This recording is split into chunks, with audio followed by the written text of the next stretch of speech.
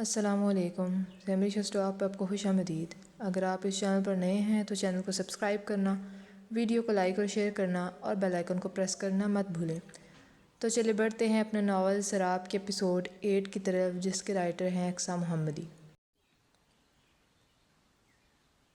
یار آپ ہی تفصیل سے بتائیں نا، مطلب اپنے باس کے بارے میں، کولیگز کے بارے میں بتائیں۔ اخلاص پرجوش ہو کر پوچھ رہی تھی، اور باس کا نام سن کر تو فجر کے جبڑے تن گئے تھے۔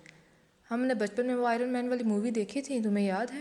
فجر نے سادگی سے پوچھا تھا، اور اس کی بات پر اخلاص کو حیرانی ہوئی تھی کہ یہاں مووی کا کیا ذکر، لیکن پھر خود کو نارمل کر لیا تھا۔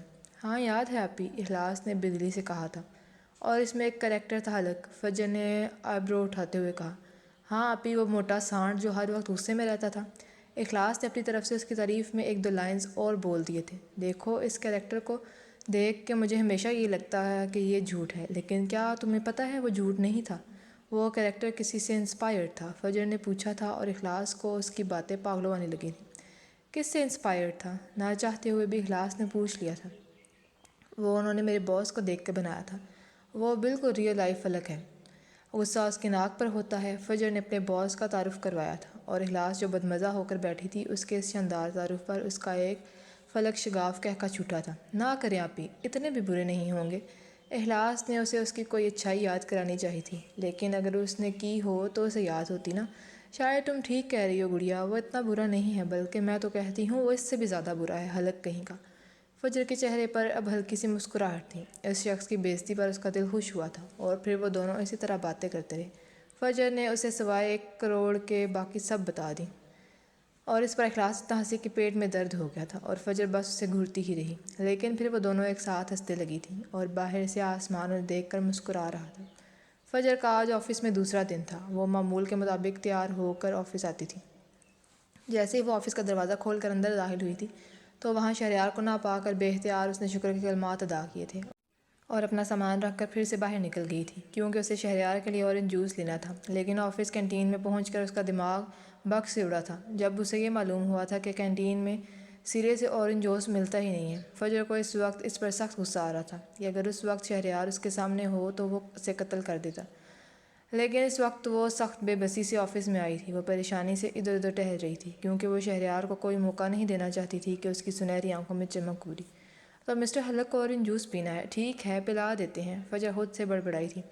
فجر نے ایک ہونٹ دبا کر گلاس میں پانی انڈیلا تھا، اور پھر اپنے بیگ سے کیلسے کا پیکٹ نکالا تھا۔ اس کے بیگ میں ہر وقت کیلسے کا پیکٹ موجود رہتا تھا۔ اس نے پیکٹ سارا کا سارا گلاس میں انڈیل دیا تھا، اور یہ کام کرتے ہوئے بے اختیار اس کے لبوں پر مسکراہٹ بکھری تھی۔ فجر نے جوس کا گلاس شہریار کے ٹیبل پر رکھا تھا، اور خود اپنی چیئر پر بیٹھ گئی تھی۔ شہریار انتہائی خوشگوار موڈ کے ساتھ آفس میں داخل ہوا تھا۔ آج اس کا ارادہ فجر کو پنش کرنے کا تھا، کیونکہ اسے یقین تھا کہ اس نے جوس نہیں رکھا ہوگا، لیکن آفس میں داخل ہوتے ہی میز پر جوس کا گلاس دیکھ کر اس کی مسکراہٹ سمٹی تھی۔ وہ آگے آ کر اپنی کرسی پر بیٹھ گیا تھا۔ اس کے ہاتھ بے اختیار جوس کی طرف بڑھے تھے، اور فجر جو اپنے کام میں مصروف تھی، اس نے بے ساختہ اس کی طرف دیکھا تھا۔ شہریار نے جیسے ہی جوس کا گھونٹ بھرا، بے اختیار اس نے اپنے منہ کے زاویے بگاڑے تھے، اور فجر جو اسے دیکھ کر بے آواز ہنس رہی تھی، اس کے اس طرح کے ری ایکشن دینے پر اس کا جاندار قہقہ پورے آفس میں گونجا تھا۔ شہریار کے دل نے ایک بیٹ مس کی تھی، لیکن پھر ایک دم سے اس کے تاثرات سخت ہوئے تھے۔ مس فجر کم ہیئر، شہریار نے گلاس ٹیبل پر رکھ کر غصے سے بلایا تھا۔ یس سر، واٹ ہیپن؟ فجر انجان بنتے ہوئے بولی تھی۔ البتہ اس کی مسکراہٹ اب بھی قائم تھی، لیکن نقاب کی وجہ سے وہ شہریار کی نظروں سے اوجھل تھی، لیکن اس کی مسکراتی آنکھیں شہریار سے چھپی نہیں تھیں۔ یہ کیا ہے مس فجر؟ شہریار نے سختی سے بولا تھا۔ یہ آپ کا اورنج جوس ہے سر، فجر نے معصومیت کے تمام ریکارڈ توڑتے ہوئے کہا تھا۔ شہریار جھٹ سے اپنی سیٹ سے اٹھا تھا۔ فجر ٹیبل کے بالکل سامنے کھڑی تھی، بوکھلا گئی تھی۔ او مس فجر، تو یہ اورنج جوس ہے۔ شہریار کا انداز اب نارمل تھا، لیکن اسے فجر کی شرارت سمجھ آ گئی تھی۔ اور کہاں سے خریدا ہے آپ نے یہ؟ شہریار ایک قدم اس کی طرف بڑھاتے ہوئے پوچھا تھا۔ فجر نے ایک قدم پیچھے ہٹایا تھا۔ کیا یہ شخص ایک جگہ کھڑے رہ کر بات نہیں کر سکتا؟ فجر نے بے اختیار سوچا تھا۔ میں نے بنایا ہے یہ، فجر نے ہچکچاتے ہوئے کہا تھا۔ ایک تو اس کو جھوٹ بھی بولنا نہیں آتا تھا۔ او مطلب آپ نے اسے بنایا ہے؟ شہریار نے ایک اور قدم اس کی طرف بڑھایا تھا۔ اس کا انداز نارمل تھا، اور یہی نارمل انداز فجر کو خوفزدہ کر رہا تھا۔ I want you to drink it, Shahryar نے گلاس کی طرف اشارہ کیا تھا۔ سر لیکن میں سے کیسے، یہ تو آپ کا ہے۔ فجر کی مسکراہٹ تو کب کی ختم ہو گئی تھی۔ وہ دونوں ایسے کھڑے تھے کہ فجر دیوار کے ساتھ تھی، اور شہریار اس سے تھوڑا فاصلے پر کھڑا تھا۔ Then let's drink it together. Shahryar کے لبوں پر اس وقت شریر مسکراہٹ تھی اور اس کے اس انداز پر فجر کا سانس اٹک گیا تھا۔ کیا آپ کا دماغ خراب ہو گیا ہے؟ اگر آپ کو یہ نہیں پینا تو اس کو پھینک دے، فجر نے بظاہر غصے سے کہا تھا، لیکن وہ تھی کہ غلطی ساری اس کی تھی۔ You have two options, either drink it with me اور کلین دا آفس۔ شہریار نے جان بوجھ کر اسے دو آپشن دیے تھے کیونکہ وہ جانتا تھا کہ پہلا آپشن تو وہ مر کر بھی چوز نہیں کرے گی۔ بہتر یہی ہے کہ میں آفس ہی صاف کر لوں، فجر یہ کہہ کر دیوار سے ہٹی تھی کہ شہریار نے اس کا ہاتھ پکڑ کر پیچھے دیوار سے لگایا تھا۔ آئندہ میرے ساتھ ایسا مذاق مت کرنا ورنہ بہت پچھتاؤ گی، شہریار سنجیدگی سے بولا تھا، اور شہریار کا اسے ٹچ کرنے پر اس کا دماغ پھر سے گھوما تھا۔ اس نے زور سے شہریار کو دھکا دیا تھا۔ آئندہ مجھے ہاتھ لگایا تو تمہارا وہ حشر کروں گی کہ پورا آفس دیکھے گا۔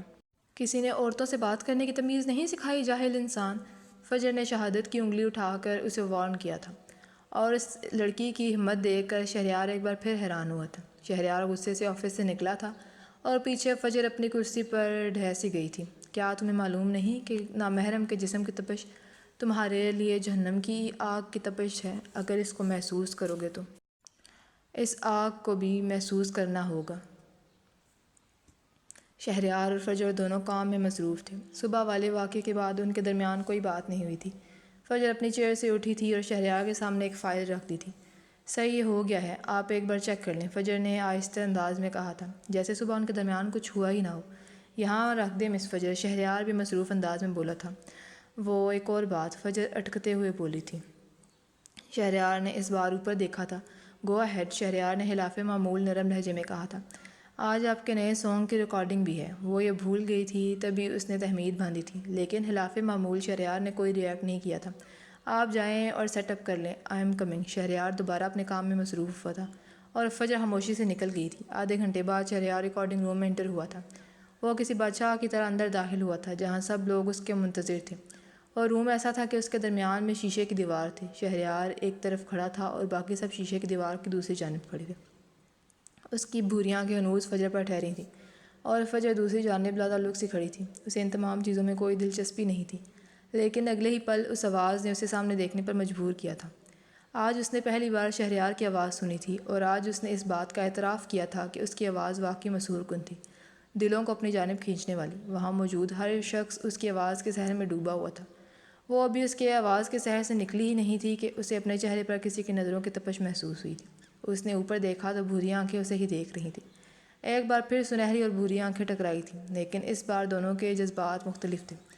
شہریار اس کی سمندر جیسی گہری آنکھوں میں ڈوب گیا تھا۔ فجر نے جلدی سے آنکھیں نیچے کر لی تھیں، اسے یہاں گھٹن محسوس ہونے لگی تھی۔ تبھی وہ جلدی سے باہر نکل گئی تھی، اور اس کے اس حرکت پر شہریار نے بے اختیار صبر کے گھونٹ بھرے تھے۔ فجر شہریار کے آفس میں بیٹھی اپنے کام میں مصروف تھی کہ آفس کا دروازہ کھلا تھا۔ مس فجر، مجھے آپ کو کتنی مرتبہ بتانا پڑے گا کہ جب میں آفس میں ہوں تو آپ کو باہر جانے کی اجازت نہیں ہے؟ شہریار غصے سے کہہ رہا تھا۔ اسے خود بھی پتہ نہیں تھا کہ اسے اتنا غصہ کس چیز پر آیا تھا، فجر کے رولز فالو نہ کرنے پر یا اس کے وہاں سے آ جانے پر۔ یس سر، لیکن میں آپ کی موجودگی میں آفس سے نہیں نکلی۔ فجر نے اپنی صفائی پیش کی تھی۔ ریکارڈنگ روم سے آپ کیوں آئی تھیں؟ شہریار نے مدعے پر آ کر بات کی تھی۔